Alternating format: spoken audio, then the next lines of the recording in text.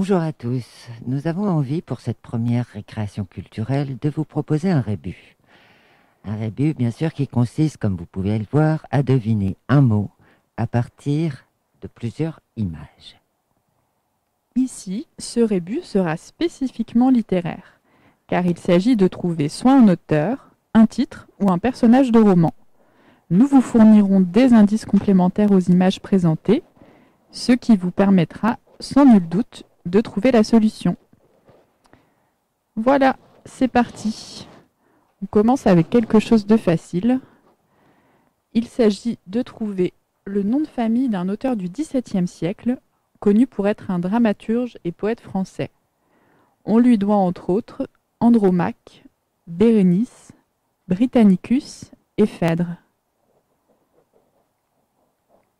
Vous avez sûrement trouvé Racine. Alors maintenant, c'est le titre d'un conte populaire qu'il faudra trouver.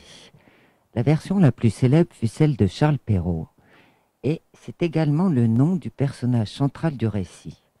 Mais pour vous aider un peu plus, nous pouvons aussi citer une phrase du conte resté célèbre. « Anne, ma sœur Anne, ne vois-tu rien venir ?» Et il s'agissait de Barbe Bleue. C'est le titre d'un roman publié en 1830. Afin de ne pas vous égarer sur la signification des images qui peuvent prêter à confusion, nous vous précisons que le personnage principal hésite entre l'armée symbolisée par une couleur et le clergé qui porte une autre couleur, d'où le titre de ce roman. Enfin, nous pouvons aussi vous dire que l'auteur se nomme Henry Bale, plus connu sous le nom de Stendhal. Vous avez sans doute trouvé le rouge et le noir. Là, il vous faut trouver le nom du personnage d'un récit d'origine persane que l'on présente souvent comme faisant partie des Mille et une nuits, alors qu'il a été rajouté que très tardivement à cet ouvrage. Pour la petite histoire, il s'agit d'un homme pauvre qui un jour, dans la forêt, entend des voix, se rapproche, jusqu'à entendre une formule magique qui changera sa vie. Il s'agissait de Ali Baba. Ne vous laissez pas attendrir par ces images. C'est le titre d'un roman paru en 1937, roman qui relate les événements importants du début de la guerre d'Espagne lors du putsch militaire franquiste. L'auteur, militant antifasciste, combat alors aux côtés des républicains espagnols, puis rejoindra la résistance française. On lui doit entre autres la condition humaine et la voie royale. Il s'agit de L'espoir.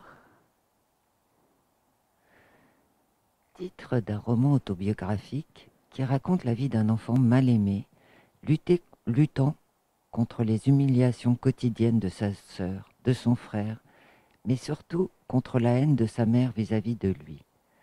Ce livre fut adapté au cinéma par Julien Duvivier, mais aussi par la télévision, et il fut même adapté en BD. L'auteur de ce roman est Jules Renard. Il s'agissait bien sûr de Poil de carotte. Romancier britannique, auteur de best-sellers, qui fit d'abord carrière au sein du service de renseignement de son pays, ce qui explique le thème récurrent de ses romans, l'espionnage, rempli de héros complexes, à l'opposé d'un certain James Bond. On lui doit notamment L'espion qui venait du froid, Le miroir aux espions, La taupe et beaucoup d'autres encore. John Le Carré. Héroïne de BD qui parut pour la première fois en 1905 sous les traits d'une femme à l'allure ronde et naïve, ce personnage rencontre un tel succès qu'il devient le titre éponyme de la BD. Le dessinateur, Joseph Pinchon, s'inspire des costumes et coiffes picardes tout en lui donnant un nom d'oiseau bien connu des habitants de la baie de Somme, avant que ce personnage ne devienne breton. Il s'agissait de B.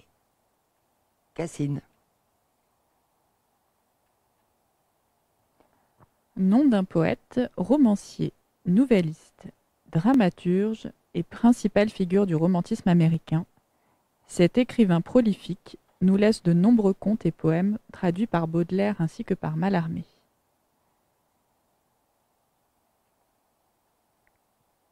Il s'agit d'Edgar Poe.